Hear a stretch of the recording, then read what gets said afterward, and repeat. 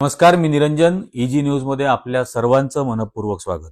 आज नाशिकमध्ये आणि माझ्या मते महाराष्ट्रात बऱ्याच ठिकाणी सकल हिंदू समाज नावाचे एक काहीतरी भानगड आहे. त्यांच्यातर्फे सगळीकडे राज्यामध्ये बांगलादेशमध्ये हिंदूंवरती होत असणाऱ्या अत्याचाराच्या विरोधात ठिकठिकाणी मोर्चे काढण्याचा प्रकार सुरू आहे. आणि या सगळ्याचा रोख खरं तर भारतातल्या मुसलमानांना भयभीत करणं हा त्याच्या मागचा खरा त्याच्यातला हेतू आहे. कारण काही गोष्टी एकदम स्पष्ट लक्षात घेतल्या पाहिजेत की म्हणजे जसं या आधीची जी उदाहरणं आहेत की ज्या वेळेला पाकिस्तानमध्ये प्रॉब्लेम होता, बांगलादेशमधल्या नागरिकांवर अत्याचार होत होते आणि निर्वासित भारतात येत होते, त्यावेळेला इंदिरा गांधींनी पाकिस्तानवर हल्ला केला आणि पाकिस्तानचे 2 तुकडे केले. बांगलादेश हे एक वेगळं राष्ट्र निर्माण केलं. इंदिरा गांधींनी काँग्रेसला असं नाही सांगितलं की प्रत्येक शहरात जिल्ह्यात मोर्चे काढा बांगलादेशमध्ये होत असलेल्या अत्याचाराबद्दल. सरकारने सरकारची जबाबदारी घेतली आणि सरकारने ती जबाबदारी पार पाडली. त्यावेळेला आजही ज्या वेळेला समजा असं होत आहे त्यावेळेला खरं तर सरकारने याच्याबद्दल भूमिका घ्यायला हवी. आणि सरकारने भूमिका काय घेतली? सरकारतर्फे काल भारत सरकारतर्फे भारताचे परराष्ट्र सचिव विक्रम मिस्री हे काल ढाक्याला गेले, बांगलादेशला गेले आणि त्यांनी बांगलादेशचे जे प्रमुख आहेत आत्ता चीफ ॲडवायझर या पोस्टवरती जरी असले तरी नोबेल पारितोषिक विजेते अर्थतज्ञ मोहम्मद युनूस यांना ते भेटले आणि तिथल्या त्यांच्या फॉरेन सेक्रेटरीला सुद्धा त्यांची बैठक झाली आणि त्यांनी ह्याच मुद्दा बांगलादेशांमधल्या हिंदूंवरती अत्याचार होत आहेत त्याबद्दल त्यांनी चिंता व्यक्त केली आणि ते ताबडतोब थांबवा वगैरे असं म्हटलंय. ती बातमी एबीसी न्यूजचीही इथं मुद्दाम दाखवतोय.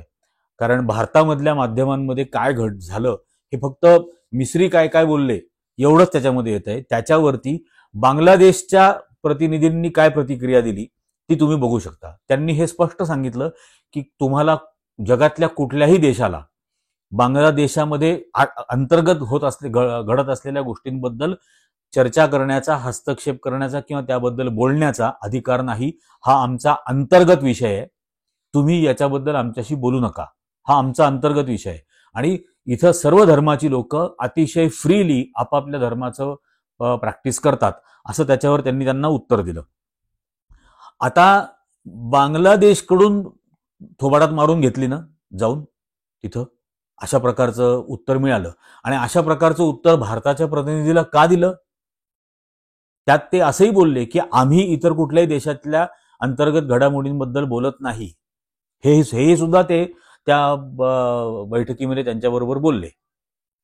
कारण भारतामध्ये जे भारतातल्या अल्पसंख्याकांवरती अत्याचार होत आहेत याच्याबद्दल जगातल्या देशांनी बोलायला सुरुवात करायची का? 57 देश आहेत ना मुस्लिम देश जगामध्ये. या 57 देशांनी बोलायला सुरुवात करायचं का? इथं तुम्ही मोर्चे काढताय, इथल्या नागरिकांना तुम्ही त्रास देताय. हे सगळं करून उद्या सौदी अरेबियामध्ये, दुबईमध्ये, युनायटेड अरब एमिरेट्स आणि सौदी अरेबिया या देशांमधले तिथं चाकरी करण्यासाठी, नोकऱ्या करण्यासाठी जेवढे हिंदू गेले आहेत त्यांना त्रास द्यायला सुरुवात करायचं का याचा बदला म्हणून त्यांनी? किंवा त्यांना हुसकून द्यायचं का परत? त्यांचं काय अडणार आहे? त्यांचं काय अडणार नाही. जगातून कुठूनही दुसरी माणसं नोकरीला घेतील. हे काय करताय? बांगलादेशामध्ये जे घडतंय त्याच्यासाठी या राज्यामधल्या जिल्ह्यामधल्या नागरिकांना का वेठीस धरलं जात आहे? काय संबंध इथल्या मुसलमानांना भयभीत करून टाकण्याचा? याचं काहीही कारण नाहीये. आणि तुम्हाला बांगलादेश सेक्युलर हवा, तुम्हाला पाकिस्तान सेक्युलर असायला हवा. मग भारत सेक्युलर ठेवा ना. का भारतात लिंचिंगच्या घटना घडतायत? का भारतामध्ये वेगवेगळ्या कारणावरून हॅरॅसमेंट केली जाते मुस्लिम समाजाची? सातत्याने केलं जात आहे, टार्गेट केलं जाते गेली 10 वर्षापासून. आणि म्हणजे लखीमपूर खिरीची घटना ज्या वेळेला घडली त्या भाजपचा मंत्री असलेल्या टेनी त्याच्या मुलांनी लखीमपूर खिरी उत्तर प्रदेशमध्ये त्याच्या जीप खाली 5 जणांना चिरडून मारलं. शेतकरी आंदोलक ते होते तिथं. चिरडून मारलं. त्यावेळेला त्याला अटक झाली आणि अटक झाल्यानंतर बापानी राजीनामा द्यावा अशी मागणी झाली. कारण बाप जोपर्यंत मंत्रिपदावरती आहे तोपर्यंत निष्पक्षपणे तपास होईल का याची शाश्वती नाही, म्हणून बापांनी राजीनामा द्यावा. तेव्हा हेच बिनडोक मूर्ख संघवाले आणि भाजपवाले म्हणत होते की पोरांनी जे केलं त्याच्याशी बापाचा संबंध नाही. अहो, मग पोरांनी जे केलं त्याच्याशी जर बापाचा संबंध नाही तर बांगलादेशमध्ये जे घडतंय त्याच्याशी बागवानपुऱ्यातल्या मुस्लिमाचा काय संबंध? का का शहर वेठीस धरताय? आणि हा सगळा द्वेष अतोनात पसरवून झाल्यानंतर निवडणुका झाल्या, निकाल लागले, तुम्ही सत्तेत आलात, आता शांतपणे जगू द्या ना लोकांना. हा काय उन्माद पसरवणं चाललेलं आहे? आणि आपल्या धर्मामध्ये सुधारणा करा ना. पहिले आपल्या धर्मातली भेदभाव जो आहे अख्खा उच्च नीच 4 वर्ण जे काही निर्माण करायचे संघाला मनुस्मृतीप्रमाणे, त्या भानगडी कधी करणार? भेदभाव सगळीकडे आहे, पण भेदभावाला आणि विषमतेला एका धर्माचं अधिष्ठान, धर्माचं तत्वज्ञान आणि प्रतिष्ठा म्हणून तुम्ही लोकांसमोर आणताय. हे कधीतरी भानावर या की हे काय चाललंय. असं कुठल्याच धर्मात नाहीये. त्यामुळे कृपा करून याच्यातून शहाणे व्हा.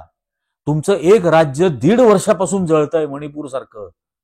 तिथं जायला सांगा तुमच्या दिवट्या पंतप्रधानाला की ते शांत कर बाबा. आणि बांगलादेशचंही असेल तर करावी सरकारनी कारवाई, जे काय करायचं असेल ते. सैनिकी कारवाई करायची असेल तर ती करून दाखवावी. हिंमत असायला लागते त्याच्यासाठी. काहीतरी तर विचार करा. बांगलादेश सेक्युलर हवा, तुम्हाला भारत सेक्युलर ठेवायचा नाहीये. पाकिस्तानामध्ये अल्पसंख्यांवर अत्याचार व्हायला नकोत, भारतात मात्र करायचेत रोज. हा मूर्खपणा चाललेला आहे आणि लोकांनी, नागरिकांनी याच्याकडे डोळसपणाने बघायला पाहिजे की हे फक्त द्वेषाला जन्माला घालेले आलेले आहेत. द्वेषाशिवाय यांच्याकडे अजेंडा नाही. पंडित नेहरू पंतप्रधान झाल्यानंतर पंडित नेहरूंना माहिती होतं काय करायचं. त्यांनी सरकारी इन्व्हेस्टमेंट्स केल्या, धरणं बांधली, IIT बांधलं, IIM बांधलं, उद्योग उभे केले, एम्स बांधलं. त्यांना काय काम करायचं माहिती होतं. लालबहादूर शास्त्री आणि इंदिरा गांधींनी हरित क्रांती घडवली, बँकांचं राष्ट्रीयकरण केलं. हे खाजगीकरण करतायत, सगळं विकायला निघालेच अडाणीला. त्यांनी राष्ट्रीयकरण केलं. सर्वसामान्य हॉकरला सुद्धा लोन मिळू शकलं, त्यामुळे त्याचा व्यवसाय उभा राहू शकला. या सगळ्या याच्यात आज पुन्हा यांनी मिनिमम बॅलन्सची अट आणून ठेवली, खाजगीकरण करतायत म्हणून. राजीव गांधींनी तंत्रज्ञानाची क्रांती आणली, टेलिकॉम रेव्होल्युशन घडलं. मी त्या काळातला इंजिनियर होतो. ते टेलिकॉम रेव्होल्युशन घडत होतं तेव्हा हे वाजपेयी मोर्चे काढत होते बैलगाडीत बसून की कॉम्प्युटर पोळ्या देणार आहे का. कॉम्प्युटरनी किती जणांना पोट भरायला दिलं हे नंतरच्या दशकांमध्ये, 20 दशकांमध्ये आपण पाहिलं. आज त्याच कॉम्प्युटरवरती बसून, त्याच टेलिकम्युनिकेशन टेक्नॉलॉजीचा वापर करून हे 40 पैशाचे भाडोत्री ट्रोलिंग करतात ना. पण विकास काय करायचा हे त्यांना माहिती होतं. त्यांनी द्वेष पसरवणं हातात नाही घेतलं, त्यांनी कामं केली. ही कामं करा. ही कामं करू सोडून, विकास सोडून, म्हणजे आज भारताच्या समस्या काय आहेत? भारतातल्या बेरोजगारी ही समस्या नाहीये, भ्रष्टाचार ही समस्या नाहीये. या समस्या, शेतकऱ्यांची परिस्थिती, शेतीमालाला भाव मिळत नाही, सोयाबीनचे शेतकरी मरायला टेकलेत याच महाराष्ट्रातले. या समस्यांकडे बघावं असं वाटत नाही. महिलांची सुरक्षा, या प्रश्नाला सोडवावं असं वाटत नाही. बांगलादेशातल्या हिंदूंची समस्या सोडवताय, भारतातले हिंदू शेतकरी आत्महत्या करतायत. बाबांनो, भारतातले करोडो हिंदू बेरोजगार आहेत, त्यांना रोजगार द्या. भारतातल्या हिंदू महिला असुरक्षित आहेत, त्यांना सुरक्षा द्या. त्याच्याबद्दल काय करणार? ते 750 शेतकरी दिल्लीच्या सीमेवरती जे मेले आंदोलनात, ते कोण होते? कधी हे करणार आहात? आणि काय माझेही याच्यावरती कमेंट करत असतात, समान नागरी कायदा पंडित नेहरूंनी नाही आणला. काय नुकसान झालं हिंदूंचं? समान नागरी कायदा नाही आणला, हिंदूंचं काय नुकसान झालं? हिंदूंना तर HUF मिळालं, हिंदू अनडिवायडेड फॅमिलीच्या मार्फत वाटेल तेवढा टॅक्स बेनिफिट घेता येतो, जो मुसलमानांना घेता येत नाहीये.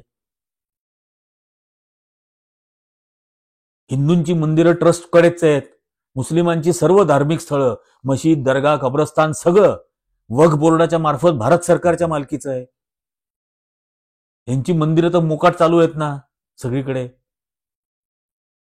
त्यांनी कधी आंदोलन केलं का कोविडच्या काळामध्ये की मशीद उघडायला परवानगी द्या? यांनी आंदोलन केलं, मंदिरं उघडायला द्या. कारण मंदिरांमध्ये देव राहिलेलं नाहीये, त्या पुजाऱ्याचं पोट आहे तिथं देव नाहीच आहे. तुम्ही जे काही भारतात करत आहात ते पाहून कुठलाच देव मंदिरात राहणार नाही, त्याला इच्छाच उरणार नाही. हे का का घडवलं जातंय हे मुद्दा? याचं कारण हा जो स्वातंत्र्य आंदोलनाच्या पूर्वीपासून हा जो या सो कॉल्ड हिंदुत्ववादी लोकांमध्ये जो न्यूनगंड आहे की स्वातंत्र्य आंदोलनात आम्ही कुठेच नव्हतो, स्वातंत्र्य आंदोलनानंतर देशाच्या उभारणीमध्ये आमचं काही योगदान नाही, दमडीचं योगदान नाही, या न्यूनगंडापोटी द्वेषाचा आधार ते घेत आहेत. ज्या वेळेला आजही महात्मा गांधींचा खून जरी केलेला असला तरी त्याच गांधींच्या पुतळ्याला हात जोडून पाय नमस्कार करावे लागतात. 20-20 देशाच्या प्रमुखांना घेऊन नरेंद्र मोदीला त्याच महात्मा गांधींना हात जोडावे लागतात. महाराष्ट्राच्या निवडणुका असो का देशाच्या निवडणुका असो, जाहिरातींमध्ये वरती जे फोटो छापले जातात ते आजही छत्रपती शिवाजी महाराज, शाहू महाराज, डॉक्टर बाबासाहेब आंबेडकर, महात्मा फुले यांचेच फोटो छापावे लागतात. महात्मा गांधी तिथं गोळवलकर, सावरकर, हेडगेवारांचे फोटो छापून तर यांना कोण मत देणार नाही. आजही ते करायला लागतात. आणि हा फरक लक्षात घ्या. छत्रपती शिवाजी महाराज, राजर्षी शाहू महाराज, महात्मा फुले, डॉक्टर बाबासाहेब आंबेडकर, महात्मा गांधी, पंडित नेहरू, इंदिरा गांधी यांच्यात कोणताही प्रकारचा न्यूनगंड नव्हता. आणि त्यांनी न्यूनगंड असलेला समाज कधी उभा करण्याचा प्रयत्न केला नाही. हे तुम्हाला न्यूनगंड निर्माण करू पाहतायत. यातून बाहेर पडा. आणि कारण न्यूनगंडातून द्वेष जन्माला येतो, हे जाणीवपूर्वक न्यूनगंड निर्माण करण्याचा प्रयत्न करतायत. आतापर्यंतच्या छत्रपतींपासून अगदी इंदिरा गांधींपर्यंतच्या नेतृत्वांनी या देशातल्या लोकांना आत्मविश्वास दिला, कॉन्फिडन्स दिला.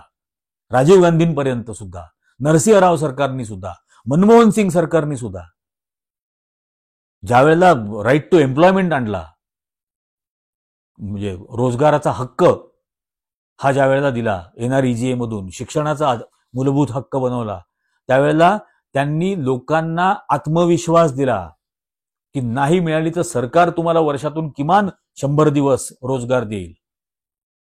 हा कायदा केला, ती योजना नाहीये, तो कायदा आहे रोजगाराचा. यांनी नेहमी लोकांमध्ये आत्मविश्वास निर्माण करण्याचा प्रयत्न केला. या नरेंद्र मोदीच्या सरकारने गेल्या 10 वर्षात लोकांना आत्मविश्वास वाटेल असं काय केलं? त्यांच्या राहणीमान, त्यांच्या जीवनमानाच्या संदर्भामध्ये, त्यांच्या आयुष्याच्या संदर्भामध्ये आत्मविश्वास वाढेल नागरिकांचा असं काय केलं? काहीही नाही. साधं कोविड आलं तर लोकांना टाळ्यान थाळ्या वाजवायला लावल्या. कसला आत्मविश्वास निर्माण केला लोकांमध्ये? ऑक्सिजन शिवाय तडफडून मरत होती लोक. हे लक्षात घेणं खूप गरजेचं आहे. आणि म्हणून हे जे वारंवार सुरू केलेलं आहे आता, रोज चालणार, आणि हे या देशामध्ये समाजात, धर्मामध्ये द्वेष पाडण्यासाठी करणार, निर्माण करण्यासाठी करणार. जे इंग्रजांनी केलं ते सर्व संघ करणार. कारण त्यांचेच त्यावेळेचे हे पालतू होते इंग्रजांचे. इंग्रजांनी या देशातल्या फॉल्ट लाईन्स काय आहेत हे ओळखलं, त्या रुंद आणि खोल करायला सुरुवात केली आणि इथं 150 वर्ष राज्य केलं. तेच संघ करतोय. इथल्या फॉल्ट लाईन्स ओळखून त्या खोल करायच्या, त्या रुंदावण्याचंच काम संघातर्फे भाजपतर्फे केलं जात आहे. शहाणे व्हा. नालायक समाजाला नालायक नेतृत्व मिळतं. समाज लायकच असला पाहिजे सर्व अर्थांनी, आणि सर्वात बुद्धिप्रामाण्य असायला हवा. तो अत्यंत विवेकवादी असायला हवा. तुमच्यातला विवेक संपवून टाकायला निघालेत. त्यामुळे लक्षात घ्या, हे सर्व द्वेषमूलक आहेत. मी यांना देशभक्त म्हणत नाही, हे द्वेषभक्त आहेत. त्या या द्वेषभक्तांपासून सावध राहा, तर आपण हा देश, आपली लोकशाही आणि आपले संविधान याच्यापासून सुरक्षित ठेवू शकू. इजी न्यूजचे व्हिडिओज जास्तीत जास्त जणांनी लाईक करा, जास्तीत जास्त जणांनी त्याची लिंक शेअर करा, आणि जेवढ्यांना लिंक शेअर कराल सर्वांना हे चॅनल सबस्क्राईब करण्याचा आग्रह करा. धन्यवाद.